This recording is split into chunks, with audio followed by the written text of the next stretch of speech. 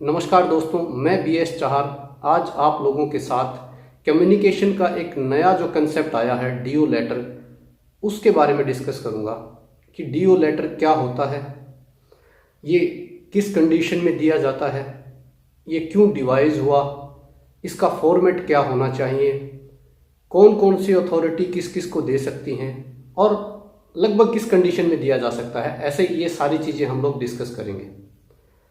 सबसे पहले बात करते हैं कि डीओ लेटर का मतलब क्या है। डीओ लेटर का मतलब है डेमी ऑफिशियल लेटर, यानी इसको दूसरे शब्दों में कहें तो सेमी ऑफिशियल लेटर भी कह सकते हैं, पार्शियली ऑफिशियल लेटर भी कह सकते हैं। इसका मतलब ये हुआ सीधा सीधा कि जब किसी ऑफिशियल कम्युनिकेशन में उसको पूरा कम्युनिकेशन फॉर्मेट को ऑफिशियल ना रखते हुए उसमें थोड़ा सा पर्सनल टच देने के लिए लेटर को हम ड्राफ्ट करते हैं, तो उसको डीओ लेटर बोलते हैं। यानी कि आमतौर पर ऑफिशियल लेटर कैसे ड्राफ्ट किए जाते हैं, आप देखेंगे कि उसमें ऑर्गेनाइजेशन का जो एक प्रॉपर लेटर हेड होता है, उसमें ऊपर उसका लोगो होता है, हेड ऑफिस का एड्रेस होता है, जो ऑफिस कम्युनिकेट कर रहा है उसका एड्रेस होता है, ईमेल आईडी, फ़ोन नंबर वगैरह होते हैं, और बीच में कंटेंट होता है। वो ऑलमोस्ट एक इंस्ट्रक्टिव टाइप का होता है, या कई बार कुछ सीरियस हुआ है उसके रिलेटेड कॉल एक्सप्लेनेशन मांगनी है, शो कॉज देना है, इस तरीके के पर्पज़ आमतौर पर रहते हैं ऑफिशियल लेटर के। लेकिन डीओ लेटर को इस तरीके से डिवाइस किया गया है कि आपको उसमें जो ऑफिशियल मैसेज देना है ऑर्गेनाइजेशन को, या जो अथॉरिटी आप जिसको भी डीओ लेटर लिख रही है, तो सामने वाले को ऑफिशियल मैसेज भी मिल जाए और उसके साथ एक पर्सनल रैपट भी डेवलप हो दोनों अथॉरिटीज़ के बीच में। जैसे कि सपोज करो, अगर आप कोई किसी ऑर्गेनाइजेशन का नया चार्ज लेते हैं एज ए जोनल हेड मान लीजिए, एज ए ब्रांच हेड मान लीजिए, तो अगर आप ब्रांच हेड है तो हो सकता है आपका जोनल हेड आपको एक लेटर इशू कर सकता है, उसमें ये बताए कि आपको एक तो आपने चार्ज लिया है उसके लिए आपको कॉन्ग्रेचुलेशन, बेस्ट विशेस दे, और उसके बाद फिर वो आपको बताए कि आपको किन किन चीज़ों पे ध्यान अट्रैक्ट करना है, ब्रांच को कैसे कैसे ग्रो करना है। तो इस तरीके का फॉर्मेट जो रहता है वो डीओ लेटर का रहता है।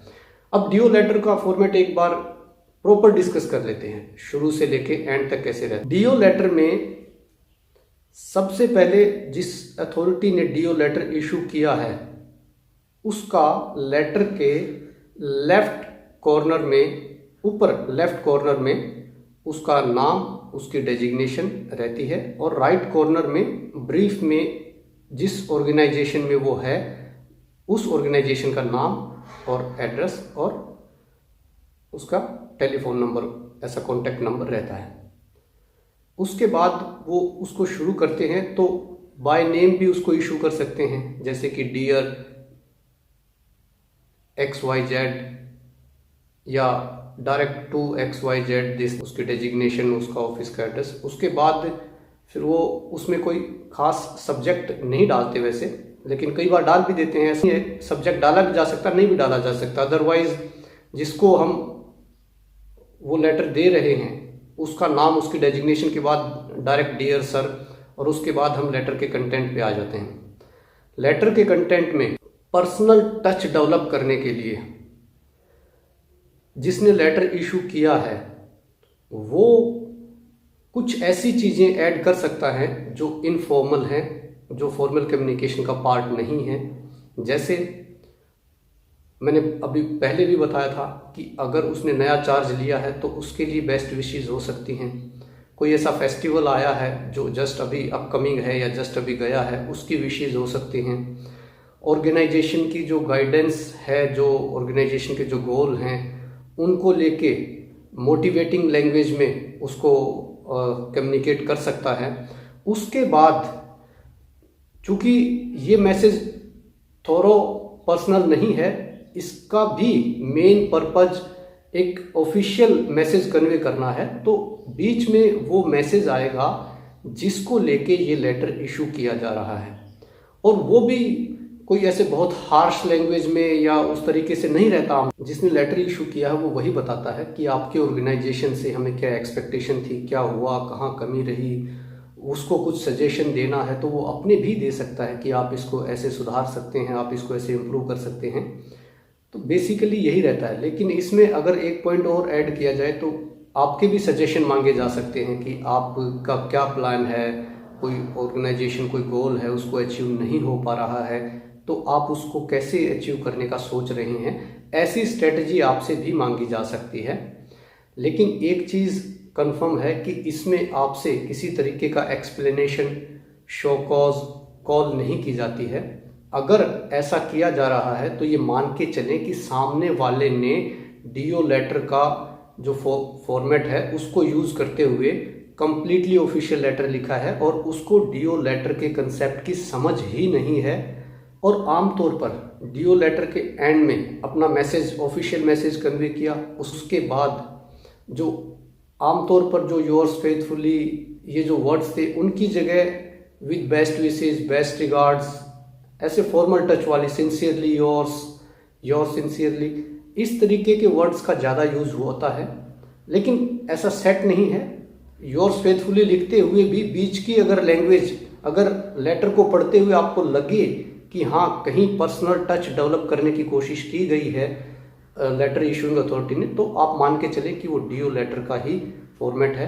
जनरली डीओ लेटर को किसी को सीसी वगैरह में डाल के नहीं करते। ऑफिशियल लेटर को कैसे रहता है कि इंस्ट्रक्शन एक डिपार्टमेंट को भले ही दिए लेकिन वो 10 और ऑर्गेनाइजेशंस को या 2-3 ऑर्गेनाइजेशन को सीसी में डाल के दिया जाता है कि आपको ऐसा ऐसा ऑफिशियल लेटर हम इशू कर रहे हैं। लेकिन डीओ लेटर जनरली जिसने इशू किया है और जिसको इशू किया है उन दो के बीच में कम्युनिकेशन है, उसमें सीसी वगैरह का कंसेप्ट नहीं रहता। और बिल्कुल एंड में फुट नोट में फिर से ऑर्गेनाइजेशन का एड्रेस वगैरह, कॉन्टैक्ट डिटेल वगैरह डाली जाती है। ये एक डीओ लेटर का सेट फॉर्मेट है। अब एक बार बात कर लेते हैं कि डीओ लेटर कौन सी अथॉरिटी किसको लिख सकती है। साथियों ऐसा कोई डिफाइंड नहीं है। पीयर्स अथॉरिटीज भी लिख सकती हैं, जूनियर सीनियर को लिख सकता है, सीनियर जूनियर को लिख सकता है। इवन डिफरेंट ऑर्गेनाइजेशंस भी आपस में एक दूसरे को लिखते हैं। जैसे कि कोई कॉन्ट्रैक्ट फर्म है जिसको हमने एएमसी वगैरह कुछ ऐसा दिया हुआ है और उस फर्म के कोई बिल वगैरह पेंडिंग है हमारे पास, तो वो हमें रिमाइंड कराने के लिए लिख सकती है। तो ये था दोस्तों डीओ लेटर के बारे में। इससे घबराने की कोई आवश्यकता नहीं है। उसके मैसेज को समझें, उसको पकड़े और उस दिशा में जैसा अगर सुपीरियर अथॉरिटी ने लिखा है तो जैसा उसकी एक्सपेक्टेशन है उसमें जितना हम अपनी तरफ से कर सकते हैं उतना हमें अपनी तरफ से देने की कोशिश करनी चाहिए। मैंने जब तक ये कंसेप्ट नहीं समझा था तब तक मुझे लगता था, तब तक मेरे साथी जो बैंकर्स थे वो बोलते थे अरे डीओ लेटर मिल गया यार, डीओ लेटर बहुत मिल रहे हैं, नाम से इशू हो रहा है, पता नहीं क्या है। तो मेरे मन में क्यूरियोसिटी हुई कि ये कंसेप्ट क्या है यार, इसको समझे तो डीओ लेटर है क्या। तो एक दो से पूछा, किसी को नाम ही नहीं पता, उसकी डीओ लेटर की फुल फॉर्म ही नहीं पता, उसका कंसेप्ट ही नहीं पता। तब मुझे लगा कि ये पता करना चाहिए और अपने साथियों के साथ शेयर भी करना चाहिए।